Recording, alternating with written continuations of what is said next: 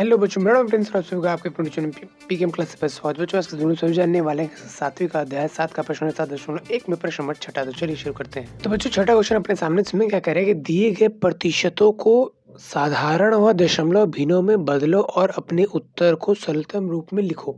तो ये जो प्रतिशत है मतलब 100 में से, हर 100 में से बस इस चीज़ को हम लिख देंगे। हम सिंपल सी बात है, हम लिख देंगे कि 100 में से 25। तो बस ये बन गया भिन्न, जहाँ पर इस रूप में लिखा है, जहाँ पर नीचे क्या है 100 ऊपर क्या है 25, 100 में से 25। ये तो मतलब होता है ना प्रतिशत का, ये चीज़ हमने यहाँ पे लिख दी है।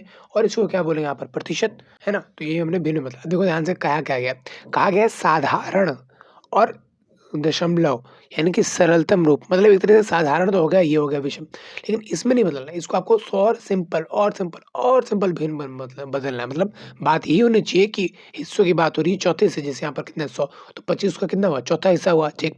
तो बात अभी भी बाद में भी चौथे हिस्सों की ही होनी चाहिए, बट यहाँ पर सम नंबर जो है यहाँ पर 100 25 ऐसे बड़े बड़े नंबर है, ये ना होकर छोटे छोटे सिंपल सिंपल नंबर होने चाहिए। जैसे जैसे कि मान लेते हैं 25 को मैं इस दोनों से काट देता हूँ, तो यहाँ पर आ जाएगा ऊपर 1, नीचे आ जाएगा यहाँ पर 4। तो कहीं ना कहीं जैसे 4 में से 1, वैसे तो 25 में से 100 में से 25 का चौथा हिस्सा 4 हिस्से करूँ तो 25-25 होंगे, वैसे ही 4 का 4 हिस्से करूँगा तो 1-1 होंगे, है कि नहीं? तो कहीं न कहीं सरलतम रूप आया, तो ये हो गया आपका एक आंसर सरलतम रूप, ठीक। अच्छा, अब दशमलव रूप में बोला हुआ है, तो सिंपल से यार कोई दिक्कत वाली बात है नहीं।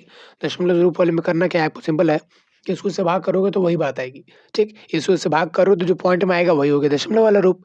इसको इससे भाग करो जो आएगा पॉइंट में वही होगा दशमलव वाला रूप। अब ध्यान रहे, इसको भाग करने पर या इसको भाग करने पर आंसर सेम ही आने वाला है, ठीक।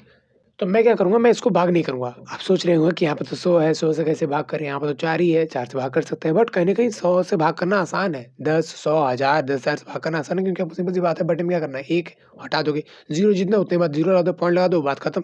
0 यहाँ पे देखो कितना 2, तो 2 के बाद पॉइंट लगा दो, 0.25। अब कहोगे आप ये कट चुका है। अरे हमने इसको काट कर मतलब इसको ना लेकर के ये रूप लिया है, बट सेम बात तो अभी पहले भी थी, अभी भी है। आंसर पूछा है ऐसे सरलतम रूप में बताओ, तो सरलतम रूप में बता दिया। लेकिन हम आंसर ये पॉइंट वाला आंसर इससे भी निकाल सकते हैं, तो हमने निकाल दिया। तो 2 चीज़ें पूछी हुई थी, एक तो दशमलव रूप, एक सरलतम रूप, हमने निकाल दिया, ठीक। अब बात करते हैं इसकी। तो यहाँ पे देखो ध्यान से, ये क्या है 150, तो 150 के बटे में प्रतिशत है 100 में से, तो लाओ भाई 100 लगा दिया पीछे नीचे, ठीक।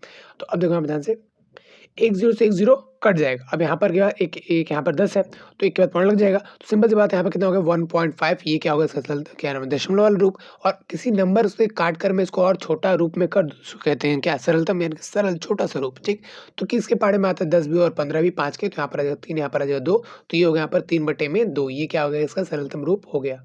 इसकी बात करते हो तो यहाँ पर कितना है 20, 20 बटे में कर देंगे 100, 100 में से कितना 20, ये कितना हो गया 5 बटे में से 5 बटे में 100। सिंपल सी बात है यार, प्रतिशत 100 में से 5, 100 में से 20, सिंपल। तो 1 0 से 1 0 काट दो, बचा कितना यहाँ पर 2/10, ठीक। अच्छा, मैं इसको यहाँ पर पॉइंट बदलता हूँ सीधा, क्योंकि मैं काट नहीं रहा हूँ। काटने से पहले पॉइंट में सिर्फ रहा हूँ ताकि बदलने में आसानी हो। तो यहाँ पर कितना आ जाएगा 1.2, 0.2 कैसे, क्योंकि यहाँ पर 1 0 तो 1 के नंबर के बाद यहाँ पर लग जाएगा पॉइंट। अब ये तो है नहीं जो मैं इसको गिनूँ, ठीक। तो यही है, इसको ही गिनूँगा क्योंकि वो तो पहले 0 से कट चुका है, ठीक।